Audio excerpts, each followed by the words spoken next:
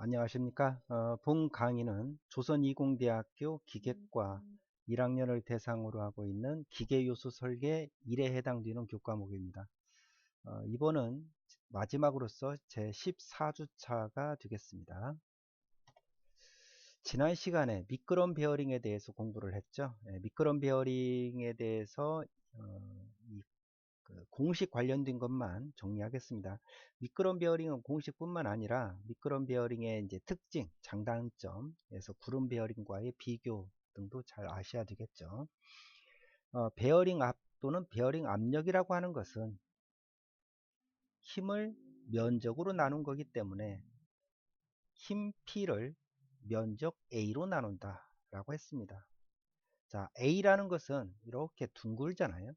미끄럼 베어링은 슬라이딩을 하고 있기 때문에 전체가 접촉을 하고 있습니다. 그래서 이 둥근 부분의 면적이 아니라 반듯한 부분, 즉 이 부분을 후레쉬를 비춰 가지고 바닥에 나타나는 그 면적, 그래서 이것을 갖다가 투영 면적이라고 했죠. 그래서 투영 면적으로 하더라 라고 했습니다. 그래서 투영 면적은 곧 여기 부분이 되겠죠. 따라서 전월 축의 지름 곱하기 전월의 길이에서 DL이 된다 그랬습니다. 그래서 하중을 면적으로 나누는데 면적은 DL이다 라고 했습니다. 자, 그렇게 기억을 해 주시고요. 베어링의 강도에서는 뭐 엔드전이라는 경우는 이렇고, 그 다음에 폭경비는 이렇고, 중간전일 경우 이렇다라고 해서 참고적으로만 아시고요. 시험에 나온다 하더라도 엔드 저널이 나오겠죠. 가장 간단한 이것은 우리가 축 공부를 할 때 했었습니다. 근데 이걸 낼 바에는 축에서 문제를 내는 거예요. 축지름 설계. 이렇게 축지름 설계가 똑같은 거죠, 이것은. 자, 그렇게 생각을 해 주시고요. 스러스트 베어링 역시 베어링 압력은 힘을 면적으로 나누는 건데, 스러스트 베어링은 P보다고 칼라가 있었잖아요. 피봇 베어링에서 면적은 이 원의 면적이 되겠죠. 투영 면적이. 그래서 4분의 파이 D의 제곱이 될 테고, 만약에 축이 중공축이라면 접촉 면적은 이 부분, 이 부분이니까 큰 원에서 작은 원, 내경의 원 면적을 빼주면 되겠죠. 이렇게 될 겁니다. 이건 뭐 이걸 변형시킨 거니까 이해하실 수 있을 거고요. 만약에 칼라 베어링이라면 칼라 숫자만 면적에서 곱해지더라 라고 했습니다. 칼라 숫자만.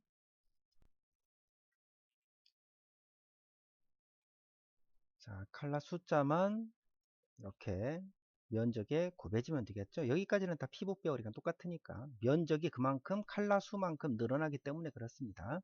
이건 뭐 역시 이해하실 수 있을 거고, 엔드 저널 이거 레이디얼이죠. 축방향과 수직이니까 역시 축방향과 수직인데 중간에 있으니까 중간 저널이라고 하는 거고, 피봇 저널 이렇게 생겼고요. 축방향과 하중방향이 동일하죠. 칼라가 하나인 저널이라고 했습니다. Z가 1이라면 이게 곧 피봇인 거죠. 칼라 저널은 칼라가 여러 개 있을 경우다 라고 말씀을 드렸었습니다. 총괄을 하면 이거고요. 중요한 것은 이 정도가 되겠죠. 만약에 시험이 나온다 하더라도 이 정도가 나올 거고, 이것은 다 우리 축에서 공부했던 거하고 동일하다. 엔드 저널 여기에서 시험 나온다 하더라도 이겁니다. 근데 잘 나오진 않습니다. 자, 이번 시간에는요, 지금까지 간단히 이제 우리 1학기 때 공부했던 1장에서부터 8장까지가 다 공부는 끝났어요. 그리고 자, 이 시간에는요, 다음 주가 이제 다음 시간은 기말고사 시험이잖아요. 그래서 기말고사에 대한 안내를 드리고, 그 다음에 제가 중간고사 이후에 기말고사 시험 범위인 중간고사 이후에 강의를 했던 내용들 중에서 풀이가 없는 거, 예제가 됐든 보고서가 됐든 풀이가 있는 것은 이제 별도로 안 하고요. 풀이가 없는, 즉 답을 여러분들이 공부를 해서 풀어보고 이게 맞았는지 틀렸는지, 물론 보고서는 여러분들이 이제 풀이를 해서 제출을 하셨잖아요. 일부 학생들은요, 풀이가 조금은 잘못됐다라고 해서 다시 풀어가지고 제출해 주신 분도 있어요. 되게 이렇게 열성적으로 이렇게 해주신 분도 있고, 또 일부 학생들은 이제 풀이나 이제 답이 약간 틀린 경우도 있고 그렇습니다. 그래서 제가 이 내용들을 다시 답이 없는 것들은 풀이 과정이나 풀이를 해드릴 테니까 보고서는 다 사진 찍어서 또는 스캔해서 냈기 때문에 여러분들이 가지고 있을 거라고 보고요. 그런 것들을 각각 맞춰 보시고 시험에 대비를 하셨으면 좋겠습니다. 그래서 기말고사 안내를 드리고 그 다음에 각 장의 문제를 풀이를 하는데 기존 수업 시간에 풀이하지 않은 것만 하겠습니다. 풀이를 한 것들 역시 중요합니다. 그래서 여러분들은 각 장, 각 주차에서 풀이 예제나 연습 문제 위주로 공부를 하시되 기존 수업 시간에 했던 것들은 이 마지막 시간에 풀이 외에도 따로 하셔야 된다는 얘기예요. 분명히 말씀드렸습니다. 나중에 왜 이거 위해서 시험을 냈냐라고 하면 곤란합니다. 자, 지금부터 그러면 시작하도록 하겠습니다. 자, 기말고사 안내를 드리죠. 시험 범위는요, 8주 중간고사 이후 9주차부터 지난 이번 거까지죠. 이번 거까지. 근데 이번 거는 별도의 진도가 없이 기말고사 대비니까 엄밀히 보면 지난주차 13주차까지 되겠습니다. 자, 14주 자, 시험 범위는요, 4장 리벳 용접, 5장 축, 6장 축 이음, 7장 구름 베어링, 8장 미끄럼 베어링입니다. 자, 이렇게 타이틀을 딱 놓고 생각하면 여기에는 뭐뭐가 나왔었지, 축은 뭐뭐가 있었지, 축이음의 종류는 이랬지, 구름 베어링은 뭐, 미끄럼 베어링 뭐, 이게 떠올라야 됩니다. 그래서 리벳 축, 축이음, 구름 베어링, 미끄럼 베어링을 딱 써놓고 거기에 해당되는 내용들을 이렇게 안 보고 쓸 수 있을 정도. 예를 들면 축 이음에는 어떤 이음이 있었더라, 이렇게 이해하시겠어요? 구름 베어링은요, 베어링의 호칭은 어떻게 하더라, 또 구름 베어링에선 식은 뭐뭐가 있었더라, 이런 거. 축이요, 축설계 있었죠. 축설계 only 구피 모멘트만 받을 경우, 그죠? only 비틀림 모멘트만 받을 경우, 구핀과 비틀림을 동시에 받을 경우, 그리고 전동축 설계 이렇게 썼잖아요. 그런 것들을 쫙 쓸 수가 있어야 된다는 얘기입니다. 그 정도가 되면 어느 시험이든 기사시험이나 이 학과에서 보는 시험이든 다 잘 보실 수 있다라고 생각을 듭니다. 자, 출제 문항수하고 배점 말씀드리죠. 객관식은 각 문항당 3점씩 해서 총 20문항이 나가고요. 주관식은 각 문항당 10점씩 해서 총 4개 문항이 나갑니다. 각 장별로 리벤 용접은요, 객관식 2문제, 주관식은 안 나갑니다. 없습니다. 축은 객관식 5개, 주관식이 2개나 나갑니다. 그만큼 축은 중요합니다. 뭐 당연히 축 설계가 나오겠잖아요. 주관식. 자, 그 다음에 축 이음은요, 객관식만 3개 나갑니다. 이렇게 공부를 하신 분들은 이게 이렇다라고 하면 이거 대충 찍을 수가 있을 거예요. 아마. 자, 그리고 주관식은 없습니다. 구름 베어링 객관식이 무려 9개 나갑니다. 그리고 주관식은 1개 나갑니다. 이거 뭐 나올까? 거의 뻔하죠. 자, 8장 미끄럼 베어링 객관식 하나야, 주관식 하나 이렇게 나갑니다. 이것도 거의 뻔한 내용이 나갈 겁니다. 자, 이렇게 해가지고 객관식은 60점 만점으로 가고요. 주관식은 40점 만점, 토탈 100점 만점이 됩니다. 그러면 기말고사 100점 만점을 35점으로 환산을 해요. 여러분들이 획득한 점수 곱하기 0.35를 해가지고 35점 만점으로 변환을 시킵니다. 중간고사 역시 그렇게 채점을 다 했어요.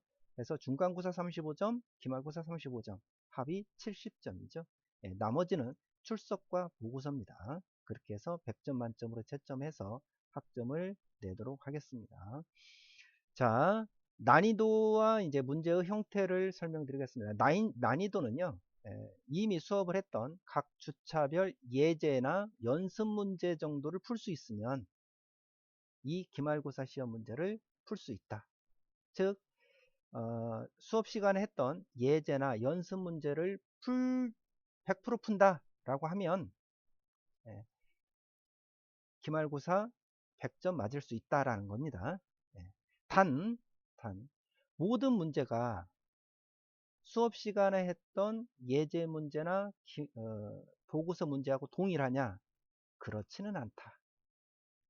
물론 동일한 것도 있을 수 있어요. 그런데 숫자를 바꾸거나 또는 표현을 바꾸거나 그렇다. 예를 들어서요.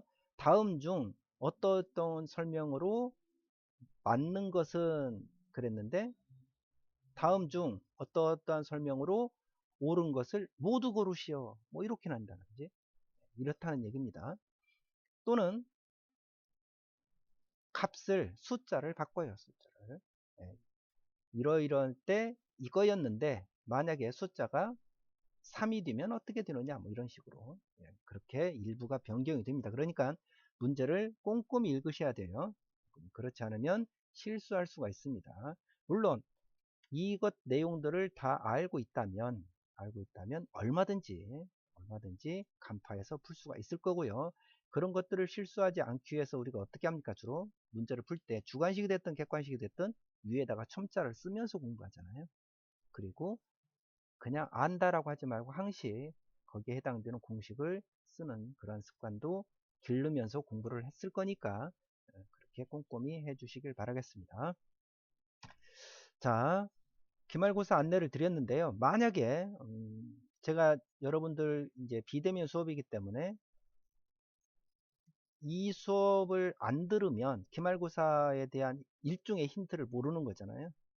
그런 분들은 어쩔 수 없이 제가 알 수도 없고 별도의 다른 지침을 줄 수가 없으니까 이 수업 내용을 꼭 들으시고 만약에 주변에 이 기말고사 안내에 대해서 잘 모르는 학생이 있다면 강의를 꼭 들으라고 그렇게 이야기를 해주시기 바라겠습니다.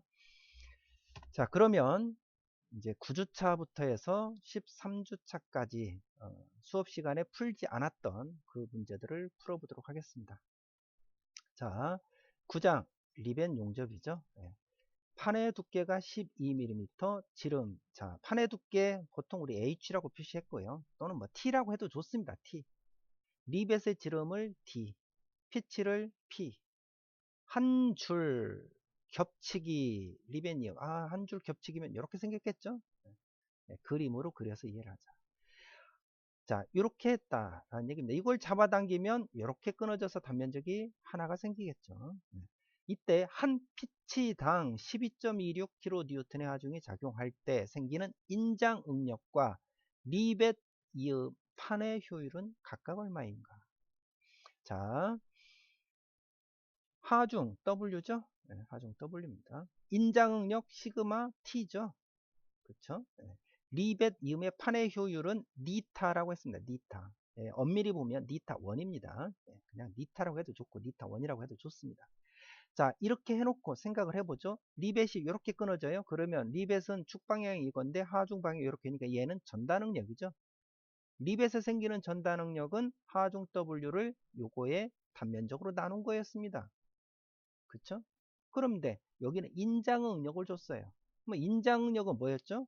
잡아당겨서 겹치기해서 리벳 해놓고 잡아당겼을 때 판이 가운데가 찢어지는 거. 이게 판에 생기는 인장응력이었습니다. 맞죠? 그래서 하중 W로 잡아당길 때에 여기가 찢어지니까 힘을 A로 나누면 되는데 이 A가 얼마냐면 길이가 이만큼 그리고 찢어진 단면적을 봤더니 두께가 있겠죠. 그러면 길이 곱하기 두께 하면 되겠죠. 자, 이 길이는 얼마예요? 피치에서 2분의 D, 2분의 D, 즉 D를 빼면 되더라. 그래서 피치 마이너스 D가 되더라. 단면적은 피치 마이너스 D하고 두께 T가 됩니다. 이렇게. 맞습니까? 네. 이렇게 되더라는 얘기예요. 이게 지금 이 인자응력 시그마 T라는 얘기입니다. 그렇게 되는 거죠. 그래서 그와 같이 딱 이름을 기호를 붙여주고요. 우리가 한 피치당 이렇게 작용한다라고 했습니다. 그죠? 만약에 이게 리벳이 하나 더 있어요. 더 있어. 그러면 두 피치잖아요. 그럼 하중 W가 얼마예요? 이거의 2배가 된다는 뜻입니다. 맞죠? 네. 근데 그냥 한 피치당 그랬으니까 이마만큼이 여기에 작용하는 거잖아요. 두 피치면 하중 W가 둘로 나눠져야 될 거 아니에요. 이렇게. 여기하고 여기하고. 그죠? 그렇게 됩니다. 그래서 키포인트는 이 인자응력이 어떤 건지를 아는 거, 그 다음에 이 의미를 아는 거, 그렇습니다. 그 다음에 효율, 리벳, 판의 효율이 있죠. 리벳이음의 판의 효율, 주로 이게 나온다 그랬습니다. 시험 문제는. 판의 효율은 요게 없는 거, 그죠?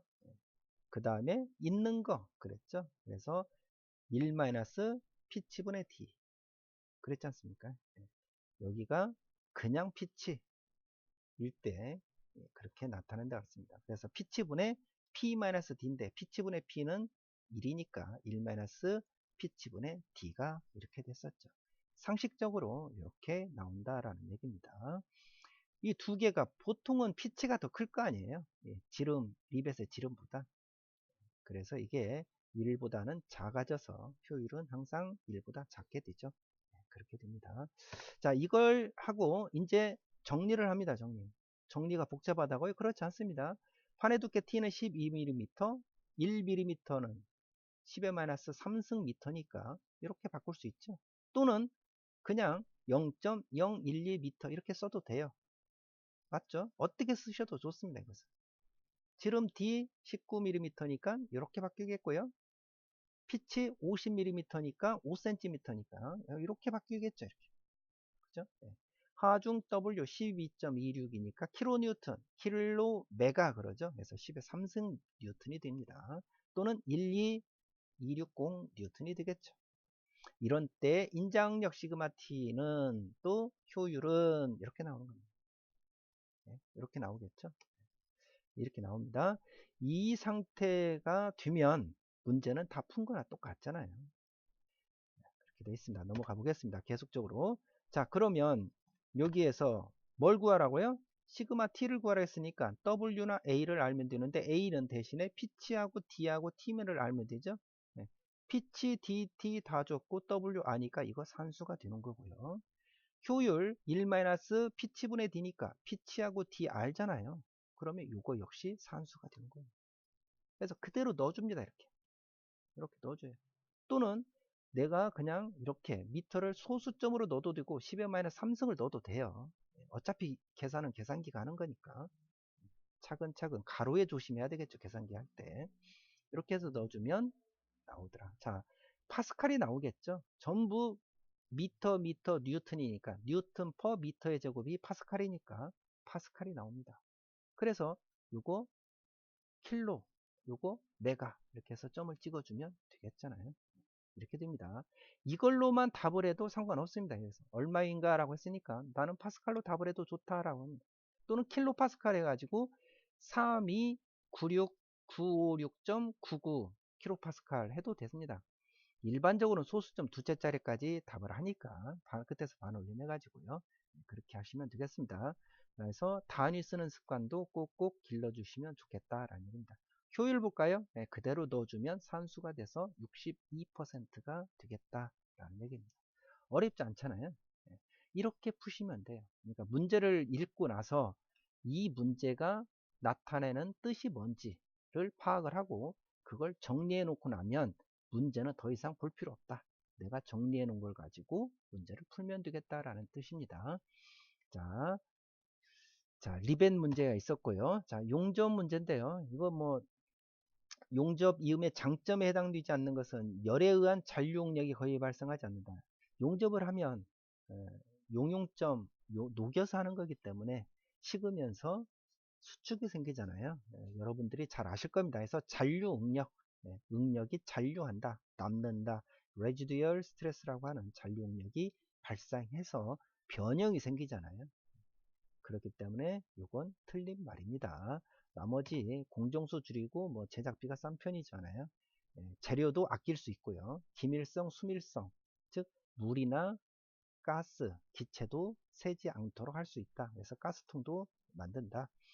자동화가 용이하다. 되어 있습니다. 쉬운 문제일 거고요. 자, 리벳 용접의 보고서 문제입니다. 다음 그림과 같은 맞대기 용접에서 인장하중 W 강판의 두께를 H라고 한다. 그렇습니다. 자, 강판의 두께는 H고요. 하중은 W로 작용하고 있는데 용접을 이렇게 X자 그루브를 줬나 보네요. 예, 그루브를 줬고요. 여기 가운데는 완전히 용접을 하지 않았습니다. 그렇죠? 가운데는 비어 있습니다. 자, 이때 목 두께를 갖다가 T1, T2. 자, 이 두께가 T1, T2다. 라고 할 때에 용접부에 발생하는 인자응력 시그마 T는 얼마일까? 아니군요, 아니고. 시그마, 인자응력 시그마 T라고 할 때에 용접 길이를 구하는 식은 얼마냐? 이 길이. 자, 무슨 말이냐면요. 이 판재가 두께가 이렇게 있는데 하중을 W로 잡아 당기려고 해요. 근데 이 W를 당길 때 이 용접부가 가지고 있는 버틸 수 있는 응력이 있을 거 아닙니까? 그 응력이 얼마일 때 이 용접 길이를 얼마로 해야 될까라는 얘기예요. 하중이 작고 재료가 강하면 용접을 조금만 해도 되죠. 조금. 그래도 충분히 버티는데 이 길이를 과연 얼마를 할까? 그런 뜻입니다. 자, 우리 생각나는 거 있죠? 응력은 하중을 면적으로 나눈 거. 그렇잖아요. 그래서 그 A만 구하는 게 끝이죠. 이렇게. 자, 우리 기존에 요거 한번 보죠. 요거. 잡아당겼습니다. 당기면 여기가 이게 턱 끊어지겠죠. H 부분. H 부분. 그러면 이 면적은 곧 여기 면적하고 같겠잖아요. 그렇죠? 따라서 길이 L에다가 두께 H가 면적이 됩니다. 사각형의 면적이니까. 응력은 하중을 면적으로 나눈 거고 면적은 하중을 HL로 나눈 거겠죠. H 곱하기 L 이 면적인 거니까. 근데 얘는 이쪽도 끊어지고 이쪽도 끊어져요. 위에 거 면적은 이 길이 곱하기 길이 L, 아래 거 면적은 이 길이 곱하기 이 길이 L. 즉 T1 곱하기 L에다가 T2 곱하기 L을 하면 면적이 될 거 아닙니까? 그죠? 그래서 A에 주의하자 그랬습니다. A가 T1 곱하기 L 더하기 T2 곱하기 L일 거예요. 그러면 T1, T1, T2, L 들어있으니까 L로 묶으면 T1 플러스 T2 곱하기 L이 될 거고요. 그죠? 그러면 L은 빼내면 되죠? 시그마 T는 1분의 시그마 T하고 같으니까 이코를 기준으로 크로스를 곱을 하면 같다 그랬습니다. 그죠? 네. 그러면 W는 2라고 곱해지고 있잖아요. 그래서 W는 여기는 시그마 T 곱하기 T1 플러스 T2 곱하기 L이 되겠죠. 양변을 이걸로 나눠주면 되죠. 이거. 그러면 이거 없어지고 L 이퀄 이거 나눠줘야 되잖아요. 그러면 시그마 T T1 플러스 T2 W가 되겠습니다. 이건 뭐 그냥 산수나 똑같잖아요. 차근차근 해보면 되니까. 뭐에 주의하라고? A에 주의를 해야 되겠다라는 얘기입니다. 그래서 정답은 어떤 게 됩니까? 2번이 되겠죠. 0.707 어디서 많이 들어본 숫자죠? 이거 어디에 나옵니까? 이거? 필렛 용접에서 나오죠. 필렛 용접 목두께 사인 45도는 0.707이었다. 그래서 0.707이 나왔었습니다. 그건 뭐 그때 궁금하신 분들은 그때 강의를 다시 한번 살펴보시기 바라겠고요. 자, 이번에는요. 5장 축에 대해서 공부하겠습니다. 축은요. 여러 가지 축의 종류가 있었잖아요. 축의 종류. 그 다음에 축 설계 되게 중요하죠. 자, 전동 축에 큰 힘을 주어서 축의 방향을 자유롭게 바꾸거나 충격을 완화시키려면은 어떻게 하면 돼요? 유연해야 되겠죠. 네, 플렉시블 축이 되겠습니다. 축의 지름에 비하여 길이가 짧은 축을 말하며 이거 많이 들어본 말이죠. 비틀림과 굽힘을 동시에 받는 축으로 공작기계의 스핀들이죠. 공작기계가 왜 비틀림과 굽힘을 동시에 받습니까? 우리 밀링 생각해 볼까요? 밀링 커터가 스핀들에 물고요. 물고 회전을 시키잖아요. 그럼 그게 뭘 받아요? 회전을 하니까 비틀림을 받지 않습니까? 그 다음에 어떠한 물체, 피절삭물을 깎아야 되잖아요. 깎고 지나가니까 회전하면서 지나가려고 하니까 턱이 걸리죠. 그러면 이 축은 힘을 받는 거니까 축이 휘어지려고 하잖아요. 그럼 굽힘을 받지 않습니까? 굽힘. 그죠? 휘전하면서 비틀림 받고 지나가면서 굽힘을 받으니까 두 개를 같이 받습니다. 그래서 공작기계는 축이 길면 안 돼요. 그리고 두꺼워야 됩니다. 그래야 축이 구부러지지 않으니까. 쳐지지 않으니까. 그래서 이런 것들을 특별하게 스핀들이라고 그렇게 부른다고 했습니다. 자, 보고서 문제입니다. 중공축의 안지름과 바깥지름의 비를 x라고 할 때 동일한 비틀림 모멘트에 대하여 동일한 비틀림 응력이 발생하기 위한 중실축 지름 d와 중공축의 바깥지름 d2의 비는 얼마냐? 자, d2 d분의 d2입니다. d분의 d2예요. 자, 우리가 이것을 내외경비라고 그렇게 한다 그랬잖아요. 보통 안지름과 바깥지름의 비. 자, x라고 할 때 동일한 비틀림 모멘트에 대하여 동일한 비틀림 응력이 발생한다. 그러면 중공축이나 중실축이나 비틀림 모멘트하고 비틀림 응력은 같다라는 뜻이거든요. 그죠? 이 내용이 동일한 비틀림 모멘트에 대하여 동일한 비틀림 응력이 발생한다. 그러면 t도 같고 타워도 같다라는 뜻입니다. 비틀림 응력도. 그쵸? 해봅니다. 우리 지난 시간이 아니라 우리 축 공부할 때 중실축인 경우에 D는 이렇게 됐었죠. 비틀림 모멘트를 받는 경우입니다. 지금 문제가 굽힘이 아니에요. only M이 있고 only T가 있죠. 이게 10.2였잖아요. 굽힘 모멘트를 받을 때는 잘 생각해 보시면 아실 겁니다. M 이퀄 시그마 Z에서 only M을 했고 이거 같은 것은 only T 즉 T 이퀄 타워 ZP에서 했습니다. 그래서 기억하실 거예요. 자, 해서 D는 3승근 루트 타워의 분의 5.1T 이렇게 됐습니다. 만약에 중공축이라고 한다면 밑에 1-x에 4승이 들어갔죠. 그죠? 4경 대 외경의 B 이렇게 들어갔습니다. X라는 건 뭡니까? D1을 D2로 나눈 거죠. 그렇게 됐습니다. 자, 이거 기억하셔야 됩니다. only M, only T, M과 T를 동시에 받을 경우 상당 굽힘, 상당 비틀림 모멘트 이렇게 했었잖아요.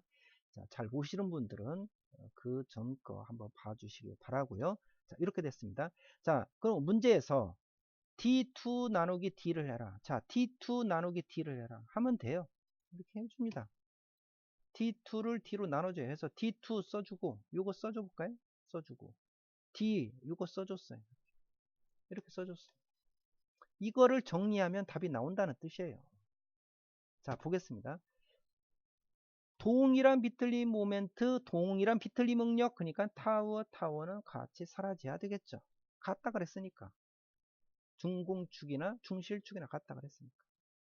또 동일한 비틀림 모멘트니까 T 없어져야 되겠죠. 그죠? 또 5.1, 5.1 숫자니까 없어져도 돼요. 아니 3승근 루트 속에 있는 거니까 똑같아요. 어차피 조건은 똑같잖아요. 그러니까 같이 없애도 됩니다. 이렇게. 그죠? 이게 무슨 말이냐면 양쪽에다가 분자 분모에다가 똑같이 3승근 루트 타워 A를 곱해주는 거예요. 여기다도 3승근 루트 타워 A를 곱해주면 3승근 루트가 있으니까 속으로 들어갈 수 있어. 타워 A 없어지는 겁니다. 여기도 같이 없어지는 거예요. 이렇게 곱해주니까. 네, 그런 뜻이죠. 산수적으로 보면. 그래서 없어놓고 놨더니 3승근 루트하고 위에는 뭐만 남아요? 1만 남죠. 1. 밑에는 뭐만 남습니까? 1-x의 4승이 남죠. 밑에는 또 뭐가 남아요? 분모에는 1이잖아요. 1은 하나 많아. 따라서 남는 것은 이렇게 1하고 1-x 4승만 남을 거 아닙니까? 그죠? 뭐 이게 답이에요. 이게 답. 답을 찾아봤더니 없네? 없죠. 자, 보겠습니다. 3승근 루트하고 전체를 씌웠잖아요. 그러면 분자도 씌우고 분모도 씌우라는 거거든요. 그러면 1은 1의 3승하고 같아요.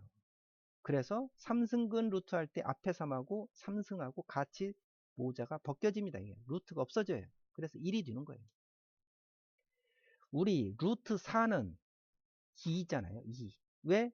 루트 앞에는 그냥 2자가 생략되어 있으니까 그냥 안 쓴 거예요. 4는 2의 제곱이죠. 그래서 제곱과 앞에 있는 2가 사라져서 그냥 2가 되는 거예요. 루트 8은 3승근 루트 8은 얼마입니까? 3승근 루트 8은 2의 3승이에요. 그래서 3승과 앞에 3이 없어져서 2가 되는 겁니다. 그래서 이것도 역시 그냥 1만 되죠. 이래놓고 찾아봤더니 답이 있죠.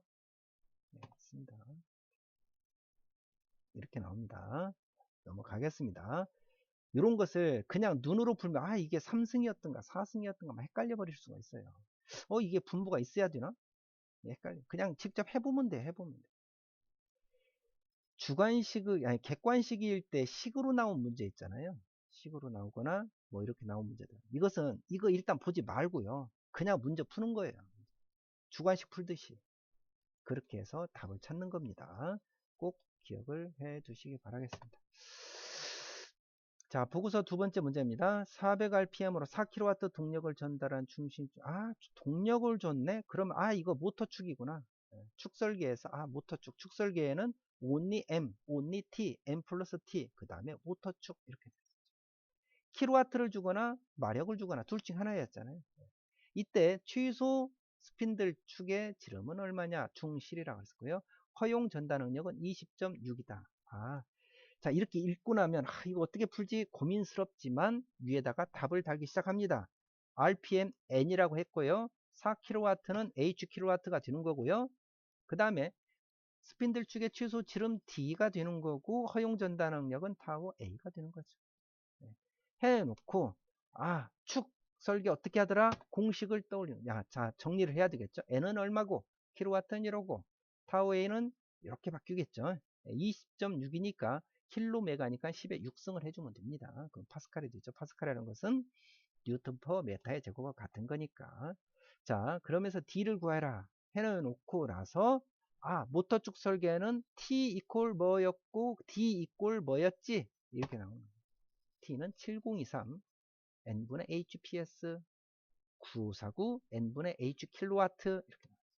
D는 32.9 3승근 루트 타워 AM분의 HPS 36.5 3승근 루트 타워 AM분의 H 킬로와트. 자, 7023 949 32.9 36.5 하고요. N분의 HPS N분의 H 킬로와트고 이것은 3승근 루트 그대로 따라가죠. 앞에 타워 A N분의 HPS 타워 A N분의 H 킬로와트. 이게 왜 이렇게 되느냐? T는 타워 ZP에서 나온 겁니다. 우리 아까 축설계에서 only T 있었죠? 그거하고 유사하게 흘러가는 거예요. 이러고 무조건 써놓는 거예요. 써놓습니다. 그런데 킬로와트를 줬네? 그러면 마력은 버려. 이건 필요 없어. 킬로와트에서만 구하자. 라는 겁니다. 뭘 구하라고요? D를 구하라 그랬죠. D. 그럼 여기서 D를 눈 씻고 찾아보니까는 여기에 있죠. 여기 있습니다. D에다가 동그라미를 치고 그러면 이 D를 구하려면 H 킬로와트 알아야 되고 타워 A 알아야 되겠고 RPM N 알아야 되겠네. 문제에서 주었나? 타워 A 주었고 H 킬로와트 주었고 RPM 주었습니다. 그러면 갖다 넣어주고 계산기 누르는 산수가 된다라는 얘기예요. 그대로 갖다 합니다. 그대로. 자, 그대로 넣어주죠. 이러면 계산기가 알아서 하잖아요. 그러면 0.028386m가 됩니다. 이 뒤에 숫자가 더 있을 수 있어요. 자, 이러면 문제에서 답을 어떻게 하면 되냐? 이거보다 눈금만큼이라도 크게 하면 됩니다. 축은 보통 밀리미터로 나타내니까 29mm로 하면 되겠죠. 이렇게 해놓고 28mm 하면 틀린다는 거예요. 왜? 28은 28.386mm보다도 작기 때문에 생기는 응력이 20.6보다 커져 버려요. 근데 허용을 여기까지밖에 안 한다 그랬으니까. 축이 작아지면 이거 이상의 응력이 걸린다는 뜻이니까. 그래서 이거보다도 좀이라도 크게 해야 허용 응력 아래가 걸린다는 뜻입니다. 그래서 항상 답을 할 때에는 이거보다 눈곱만큼이라도 크게 하자라는 거예요. 그래서 답은 29가 되는데요. 만약에 보기에서 29가 없다고 쳐요. 그럼 답을 뭘로 해야 돼요? 36으로 해야 돼요. 36. 이해하시겠습니까? 36으로 돼요. 주관식으로 냈다면 29로 해야 되겠죠. 29. 그죠? 근데 객관식에서는 만약에 이게 19예요. 19. 근데 계산했더니 28점 얼마가 나왔어. 그럼 이거보다는 큰 거인 취소 큰 거인 36을 답으로 해야 된다는 뜻입니다. 이해하시겠죠? 꼭 그렇게 기억을 하시고요. 항상 설계는 안전을 위해서 하는 거기 때문에 좀이라도 큰 값을 답으로 한다라고 했습니다. 넘어가겠습니다. 자, 이제 축 이음 공부하겠습니다. 축 이음. 자, 축은 아까 문제 많이는 안 나왔는데요. 그 뭡니까? 실제 수업 시간에 많이 있었습니다. 실제 답을 풀어드린 게 축 이음의 종류 중 하중이 충격적이나 진동을 일으키기 쉬운 진동을 일으키고 하중이 충격적으로 하려면 그 진동이나 충격을 흡수를 해야 되겠죠. 네, 답은 플렉시블이 되겠고요. 스틸 플렉시블 커플링이라고도 하며 유동 오차를 허용한다 라고 했습니다. 그러면 플렉시블 커플링이죠. 플렉시블. 체인 까딱까딱, 그리드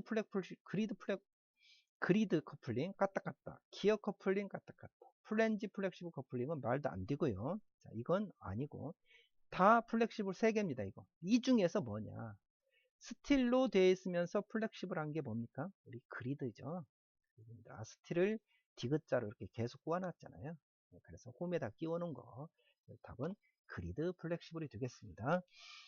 3번 두 축의 중심이 일치하지 않는 경우에 사용할 수 있는 커플. 두 축의 중심이 일치하지 않는다 라고 한다면 뭐가 있습니까? 올덤하고 유니버셜이 있죠. 네. 사용 중에 축이 변한다 라고 하면 유니버셜이고요. 일반적으로 그냥 일치하지 않는 경우 올덤, 여기에 유니버셜은 안 넣어놨어요. 보기에 헷갈릴 수가 있으니까. 올덤은요, 올덤은 두 축이 일치하지 않을 때 연결해서 동력을 전달할 수 있지만 큰 회전수는 안 되겠잖아요. 떨림이 생기니까. 그 다음에 각속도가 일정하다 그랬습니다. 근데 유니버셜은 각속도가 변화가 생긴다 그랬죠. 그리고 운전 중에 각도가 변해도 동력을 전달할 수 있다 그랬습니다. 그래서 자동차에 널리 쓰이죠. 답은 올덤이 되겠고, 온도 변화에 따른 배관에 여력력이 발생하면 관과 부속 장치의 변형이나 파손이란 이것을 방지하기 위하려면 신축 이음을 해야 되겠죠. 신축 플렉시블입니다. 그렇게 리벳이나 플랜지임 나사이음을 해버리면 움직일 수가 없잖아요. 신축은 늘어났다 줄어들었다 할 수 있다는 뜻이니까 센스로 풀어도 되겠죠. 5번 두 개의 축이 평행하고 그 축의 중심선 위치가 약간 어긋났을 경우 각속도는 변화 없이 회전 동력, 각속도 변화 없다 그러면 덮어놓고 뭡니까? 올덤입니다. 유니버셜이 아닙니다. 각속도 변화는 유니버셜은 생깁니다. 우리 영상에서 카드를 대서 드르륵 긁을 때 그거 확인했었죠. 정답은 올덤 커플링이 되겠습니다. 자, 원통 커플링에서 원통을 조이는 힘을 P라고 하고 이 마찰 커플링의 전달 토크는 얼마냐 이때. 자, 이거다. T는 토크는 힘 곱하기 거리다 라고 했습니다. 그죠? T 힘 곱하기 거리, 힘 곱하기 2분의 D죠. 거리는 절반이 되겠습니다. 2분의 D. 힘을 다시 나누면 뮤파이 PL이 되죠. 뮤파이 PL. 실제로 이 P자는 소문자가 되어야 맞는데요. 뮤파이 PL. 그래서 이 전체 면적, 압력과 관련되는 2분의 뮤파이 PL 그리고 거기다가 D가 들어가겠죠. 2분의 D니까. 2분의 자, 뮤파이 PL 하면은 전체 힘이 되겠고요. 그 다음에 거리, 2분의 t 곱해지니까 정답은 3번이 되겠네요. 죄송합니다. 뮤파이 PD가 되죠. 뮤파이 PD. 네, 뮤Q가 되고 뮤파이 P. 전체 길이가 아니라 요거, 자, 한쪽에 잡았을 때 토크니까 전체의 힘이 아니라 토크는 여기에 가해지는 힘 곱하기 거리. 그래서 2분의 D에다가 이 힘, 자, P가 되는데 이게 뮤파이 P가 되죠. 뮤파이 P. 해서 4번이 되게 맞습니다. 자, 축 이음 공부하죠. 축 이음. 회전수가 200rpm. 자, 썹니다. N. 플랜지 커플링. 커플링이구나. N. 40마력 HPS. 축의 지름은 얼마냐? 라고 했습니다. 단 축의 허용 전달 능력은 요거고, 축은 비틀린 모멘텀 고려한다. 축 이음에 나온 문제지만 커플링이라고 나왔기 때문에 축 이음에 속하는 문제라고 볼 수 있지만 엄밀히 보면 이게 무슨 문제입니까? 축에 대한 문제죠. 축에서 어떤 거예요? 동력을 없기 때문에 지름 설계는 동력축 설계가 됩니다. 그러면 다시 또 우리 only M, only T, M 플러스 T, 그리고 전동축, 그죠? 모터축, 이렇게 쭉 써주면 돼요. only M은 어떻게 되더라? M 이퀄 시그마 Z에서 결국 T 이퀄 3승 루트 파이 시그마 분의 파이 시그마 해보면 32 뭐 해가지고 이게 10.2가 됐죠. 10.2 M이 되고 이건 5.1 only T가 이렇게 되고, 그 다음에 M과 T를 동시에 받을 때는 상당 굽힌 모멘트, 상당 비틀린 모멘트를 넣어줬고, 그리고 모터축 아까 했었습니다. 네, 써줍니다. 79. 자, 정리합니다. N 얼마, PS 얼마, 타우 A 얼마, 그리고 T는 얼마. 자, 됐습니다. 자, 이렇게 해놓고 아까 했었던 거 7023 9549 n분의 HPS 9549 n분의 H킬로와트, 이게 T로 빠져나가면 T 이퀄 32.9 36.5 32.9 3승분 루트 타워 A n분의 HPS, 그 다음에 36.5 3승분 루트 타워 A n분의 H킬로와트. 자, 이 숫자 7023 9549 32.9 36.5 이렇게 해놓고, 마력을 줬네요. 마력을 줬죠. 마력을 줬으면 킬로와트 너희는 필요 없어. 그 상태에서 T에 동그라미 쳐야 되겠죠. 쳐놓고 D를 구하려면 마력과 허용 전달능력 RPM 알아야 됩니다. RPM 허용 전달능력 마력 주었으니까 갖다 집어 넣어주면 D가 설계가 되더라 라는 얘기예요. 그대로 넣어줍니다. 32.9 마력은 40마력 넣어주고요. 밑에 타워 A가 19.6메가니까 10에 6승을 해준 거죠. 그리고 RPM은 200rpm 하고 계산기 눌렀더니 0.01713598이 나오더라. 자, 1m는 1000mm니까 1000을 곱해주면 71.3536mm가 되겠죠. 이거보다 좀이라도 큰 72mm를 답으로 해야 되겠다라는 뜻입니다. 이해하시겠죠? 네, 이렇게 나올 수 있다라는 얘기고요. 자, 보고서 문제 보겠습니다. 원통형 커플링의 종류에 해당하지 않는가? 이거 우리 어떻게 했습니까? 자, 커플링. 자, 이 문제 딱 나오잖아요. 그러면 일단 얘 내버려 두고요. 연습장 놓고 원 커플링의 종류 해가지고 먼 커플링, 먼 커플링, 먼 커플링, 먼 커플링 이렇게 했었잖아요. 그죠? 맨 첫 번째 뭐 했습니까? 고정 커플링. 그렇죠? 기억납니까? 고정 커플링에는 플랜지 커플링 있고 원통 커플링이 있었죠. 그 원통 커플링의 종류가 5가지가 있었죠. 머프부터 시작해서 기억납니까? 네, 그렇게 돼야 됩니다. 자, 그러면서 쭉쭉쭉쭉 나갔습니다. 네, 그렇게 쭉 써놓고 한번 쓰고요. 그게 안 써지잖아요. 그러면 다시 우리가 요약해 놓았던 데 가서 확인을 해봐야 돼요. 확인하고 다시 안 보고 쓸 수 있게. 그리고 이제 문제 푸는 거에 쓸 수 있으면. 자, 원통형 커플링 하면은 이 고정에서 플랜지하고 원통 있으면 이 5개 중에서 골라야 되는구나. 해당하지 않는 거니까 여기에 안 들어있는 놈을 찾아야 되겠구나 라는 뜻이에요. 머프, 마철 원통, 셀러는 다 들어있고요. 플랜지는 원통형이 아닌 고정 커플링에 속하죠. 원통하고 고정이 있으니까. 그래서 플랜지 커플링이 답이 되겠습니다. 축선에서 약간 어긋남을 허용하면서 충격과 진동을 감소시키는 축이음. 축선에서 약간 어긋남을 허용한다 라고 했으니까 뭔가는 몰라도 유연해야 되겠죠. 네, 유연해야 되겠습니다. 진동과 충격을 감소시키는 커플링. 올던 중심 일치하지 않아도 회전을 전달하는 충격 진동 감소시킵니까? 얘? 못 시켜요. 클램프 고정이잖아요. 고정 못 시켜요. 유니버셜 축선이 중심이 어긋나도 되고 각속도가 달라도 되지만 충격과 진동을 감소시키지는 않잖아요. 플렉시블입니다. 흡수. 까딱까딱 움직일 수가 있으니까 플렉시블 커플링이 답이 되겠고요. 두 축의 중심선이 어느 각도로 교차되고 그 사이의 각도가 운전 중 다소 각도가 변한다 라고 했습니다. 운전 중에. 운전 중에 축선이 교차된다라고 했습니다. 그러면 자, 이게 일치하지 않는다라 했으니까 올더만이면 유니버셜이에요. 운전 중에 변한다? 아, 유니버셜이죠. 유연성 커플링이 아닌 거, 유연성 커플링 그 다음에 나왔었잖아요. 우리. 까딱까딱 하는 거. 기어 까딱까딱, 체인 까딱까딱, 또 뭐가 있습니까? 기어, 체인, 그리드, 고무, 뭐 이런 거 있었잖아요. 그러면 이건 다 알았고, 다이어프램 뭔지 몰라요. 우리. 근데 머프 나왔네. 머프는 어디에 들어가세요? 여기? 고정, 고정. 그래서 플랜지 커플링, 원통 커플링 속에 머프가 있어요. 그럼 머프는 유연성이 아니다. 라는 겁니다. 다이어프램 우리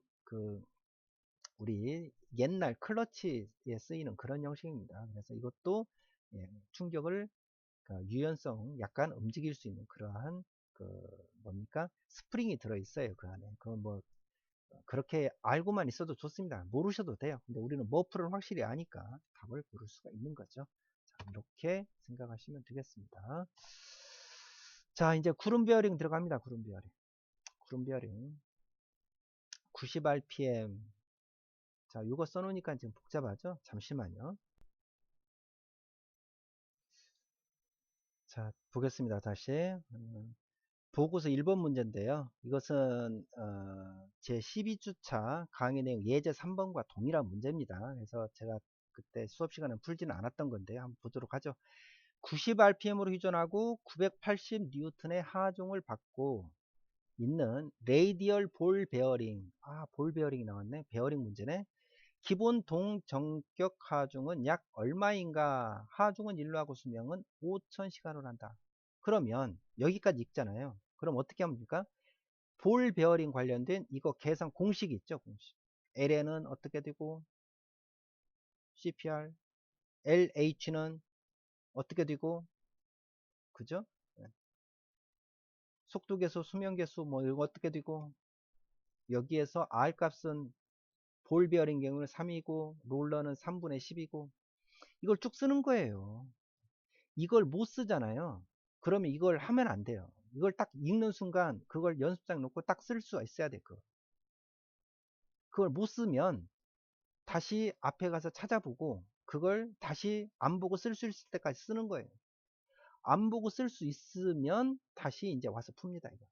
네, 그렇게 합니다. 공부는. 그러면서 위에다 달죠. 이제 네, RPM N 하중 P 볼 베어링이니까 볼이니까 R을 준 겁니다. R 3을. 롤러 베어링 했으면 3분의 10을 준 거고 기본 동정격 하중 C라 그랬고요. 하중 개수 수명은 LH 아우어니까 LH 5000시간을 한다. 이렇게 해놓고 정리를 해요. 준 거 그대로 갖다 정리합니다. 네. 그래 놓고 덮어놓고 아까 안 보고 썼던 공식을 쓰는 거예요. LN 이게 CPR이었잖아요. CPR. 그죠? 네. 이것은 항상 10의 6승 회전수 간다는 거. 이걸 쓸 수가 있어야 돼요. 이거 쓰고 요게 뭐 속도계수, 수명계수 나오고 하는 거 있지 않습니까? 자, 이렇게 해놓고 이걸 쓸 수 있어요. 자, 이거가 CPR이었고 요거가 10의 6승을 한데 다시 설명을 드리자면 시간으로 나타내야 되니까 10의 6승을 시간으로 나타내려고 했더니 RPM은 분당 RPM이니까 1분, 1시간은 60분 그래서 N 곱하기 60이 되는 겁니다. 근데 기본이 500시간이니까 500 곱하기 33.3을 하면 10의 6승이 되는 거예요. 이게. 60분의 10의 6승을 계산한 값이 500 곱하기 33.3이라니까요. 그럼 500 곱하기 33.3을 n으로 나눈 거잖아요. 나누는 것 뿐입니다. 이게 ln이 뭐였어요? CPR이었잖아요. 이렇게 이해를 하고 이어오자라고 했습니다. 이해를 하고 이어오자. 자, 이렇게 해놓고 구하라는 거 C자에 동그라미 쳐야 되겠죠? C자. 여기에 있네요. 이 C를 구하려면 뭐뭐를 알아야 됩니까? LH, N, P 알아야 돼요. 그럼 문제수 줬나 보는 거예요. LH 그 다음에 N 그리고 P 줬네요. R도 알아야 돼. R 그럼 다 줬잖아요. 다. 그러면 이제 C를 구하는 것은 산수라니까요. 자, 이거가 지수가 있어가지고 어렵다 생각하는 사람들을 위해서 제가 차근차근 설명을 하겠습니다. 자, 방금 여기서 C를 구한다는 겁니다. C를 구하기 위해서 여기 C를 구할 때 R승이 있잖아요. 그래서 아까 이 R이 없어지려면 루트 앞에 R승은 루트가 있으면 이게 없어질 거 아니에요. 그래서 양쪽을 다 R승근 루트를 씌웁니다. 이렇게 똑같이 씌우면 이 꼴이 성립하니까 이렇게 씌워져요. 그러면 이거 그대로 가고요. 분리를 합니다. R승근 루트 500 R승근 루트 예 R승근 루트 CP R승인데 R 없어져서 그냥 CP 이렇게 나올 거 아니에요. 맞죠? 그러면 1분에 있는 거 똑같으니까 크로스 하면 같아요. 여기도 1분에 있는 거 똑같잖아요. 이렇게. 자, P분의 전체가 위에 있는 거나 똑같잖아요. 그러면 크로스 곱은 같다라는 겁니다. 그죠? 따라서 C 곱하기 얘 곱하기 1은 이렇게 되니까 결국 C는 이걸로 나눠지니까 이게 그렇게 들어갑니다. 위에는 P 곱하기 요거 이렇게 들어가죠. 자, 이건 전부 분자로 올라가는 겁니다. 이렇게. P분의 전체입니다. 그래서 크로스 곱은 같다라고 했기 때문에 이렇게 되는 거예요. 그래서 값 넣어줘요, 이제. 값 넣어줍니다. 이해하시겠어요? 네. 이렇게 값 넣어서 계산기 눌러주면 답은 나온다라는 얘기입니다. 주관식이기 때문에 이렇게 쓰셔도 좋고, 만약에 객관식에서 이게 몇 킬로니우턴인가 라고 했으니까 킬로니우턴으로 답을 하려면 2.94 킬로니우턴 이렇게 써야 보다 더 정확한 답이겠죠. 그렇게 하시면 되겠다. 자, 공부 계산 문제의 기본은 뭐라고요? 네, 암기입니다. 암기를 쉽게 하기 위해서는 이해를 해야 된다라고 했어요. 그래서 이렇게 하는 겁니다. 그래서 이 공식을 모르고 있는 사람은 이 문제를 풀면 안 된다. 그래서 문제를 보자마자 이 공식을 쓸 수가 있어야 되는 거예요. 그래야만이 문제를 풀어내간다 라고 했습니다. 자, 다음 넘어가죠. 베어링 하중이 4.9kN, 회전수가 4000rpm일 때 기본 동적 부하입니다. 보기에 수명, 이거 베어링 문제구나. 그리고 수명을 구하라 그랬네. 그러면 다시 또 연습장 놓고 아까 똑같은 식 또 쓰는 거예요. 쓸 수 있으면 문제 푸는 거, 못 쓰면 다시 그거 찾아가서 공부하고 외우고 나서 문제 풀어야 되는 거예요. 이렇게 몇 번 하다 보면요, 그 다음부터는 자동으로 나와요. 자동으로. 자, 위에 답니다. P 하중, RPMN, 그 다음에 기본 부하 용량 C, 그 다음에 볼 베어링을 했으니까 R은 3이겠죠. 수명은 얼마인가 정리합니다. 준 대로 정리합니다. 킬로니우턴이니까 10의 3승을 한 거고요. 자, 됐습니다. 정리하고 아까 썼던 공식 그대로 들어가요. LN을 구하라, LH를 구하라 했으니까 LH, LH, LH 다 동그라미 칠 수 있겠죠? 다 동그라미 칠 수 있습니다. 근데 이거만 보죠. 이거 LN을 안 줬으니까. 근데 이것을 바꾼 거가 이거니까요. 이거 안 줬잖아요. 그러니까 여기서밖에 구할 수 없죠. CPRN을 알면 되겠네요. C, P, R, N 다 줬어요. 갖다 집어 넣어주기만 하면 되잖아요. 그럼 산수가 될 거 아니에요. 산수. 답은 이렇게 나올 거다라는 얘기입니다. 이렇게 하다 보면요, 계산 문제가 재밌어지고요, 장난처럼 느껴집니다. 기본은 항상 알고 있어야 되겠다라는 얘기입니다. 자, 미끄럼 베어링 들어가겠습니다. 미끄럼 베어링 보고서 문제예요. 보고서 문제 아마 이거 하나였을 것 같은데요. 자, 지름이 50mm이고 길이가 100mm인 전월 베어링에서 5.9kN의 하중을 지탱하고 있을 때 전월면에 작용한 압력은 얼마냐? 자, 전월 여기에서 이렇게 돼 있고 압력은 얼마냐라고 했습니다. 그러면 어떻게 되더라 라고 답을 달고요. 일단 지름 D가 이거고 길이가 이거고 하중 PA는 얼마냐. 자, 압이라고 그랬죠. 이게 뭐였습니까? 레이디얼이냐 스러스트에 따라서 좀 달랐죠. 레이디얼은 투영 단면적 스러스트는 4분의 파이 D제곱인데 칼라면은 Z가 들어갔죠. 칼라 숫자. 그거 딱 기억하고 쓰는 거예요. 이것도 마찬가지입니다. 마찬가지. 자, 이 상태에서 피봇 또는 칼라라는 말이 없습니다. 스러스트라는 말이 없잖아요. 그러면 레이디얼인 거예요. 그러면 압력 PA는 하중 P를 뭘로 나눠요? 단면적으로 나누죠. 단면적. 그때 이 단면적 A는 뭡니까? 투영 단면적이다 라고 쓰는 겁니다. 그렇게 자 정리해 놓고요. D는 얼마고 L은 얼마고 PA는 얼마냐. 자 그렇게 해 놓으면 자 이렇게 가는 거잖아요. 이거 하려면 PDL 알면 되네요. PDL 다 주었으니까 그냥 산수다라는 얘기입니다. 그대로 갖다 넣어주면 답은 나오겠죠. 이해하시겠습니까? 이렇게. 그래서 계산을 하시면 된다. 그래서 차근차근히 해보시면 됩니다. 했더니 1180000인데 킬로파스칼, 메가파스칼이니까 1.18. 자, 문제에서 이렇게 물어봤으니까 이렇게 써주면 더 좋겠죠. 그래서 항시 답을 쓰는 습관을 기르자. 왜 이게 파스칼이 나옵니까? 라고 물어보시면 하중 P는 뉴턴이잖아요. 네, 뉴턴. 밑에는 D 곱하기 L입니다. D는 미터고 L도 미터입니다. 그럼 미터 제곱이잖아요. 그러면 뉴턴 퍼 미터의 제곱, 즉 파스칼이 된다라는 겁니다.